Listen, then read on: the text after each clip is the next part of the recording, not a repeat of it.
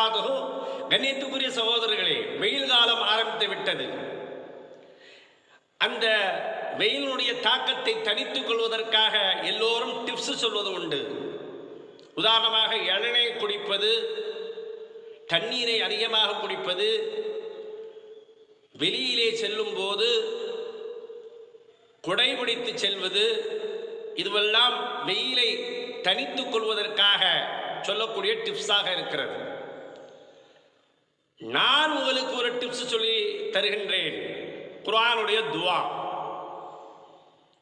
ஆம், அல்லாஹ் குர்ஆனிலே சொல்லி காட்டுகின்றான் அல்லவா, ரப்பனா ஆத்தினா ஃபித் துன்யா ஹஸனத்தன் வஃபில் ஆখিরাতি ஹஸனத்தன் வகினா அஸாபன்னார். ரப்பனா எங்களுடைய இறைவனே, ஆத்தினா எங்களுக்கு கொடு, ஃபித் துன்யா ஹஸனத்தன் வஃபில் ஆখিরাতি ஹஸனத்தன், இந்த உலகத்திலையும் மறு உலகத்திலையும் எல்லா நன்மையையும் தா என்பதாக கேட்டுவிட்டு கடைசி வார்த்தையாக வக்கினா அஸாபன்னார், நரக நெருப்பை விட்டும் காப்பாற்று என்ற அந்த பிரார்த்தனையை அல்லாஹ் சொல்லித் தரும்போது உண்மையிலே வெயிலுடைய தாக்கத்தை நாம் உணரவில்லை. நரகத்தினுடைய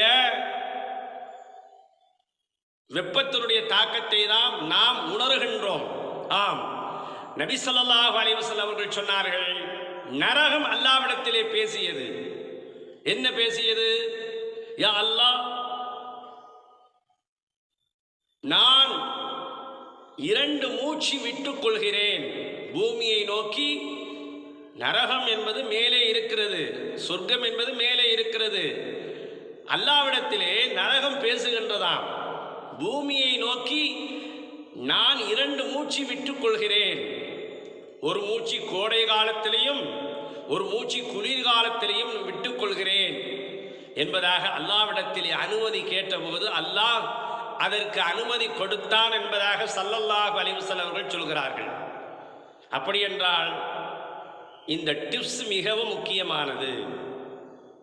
வக்கினா அஸாபன்னார், நரக வேதனையை விட்டும் எங்களை காப்பாற்று என்ற துஆ நாம் கேட்க வேண்டும். ஏனென்றால் நாம் வெயிலுடைய தாக்கத்தை நாம் அனுபவிக்கவில்லை.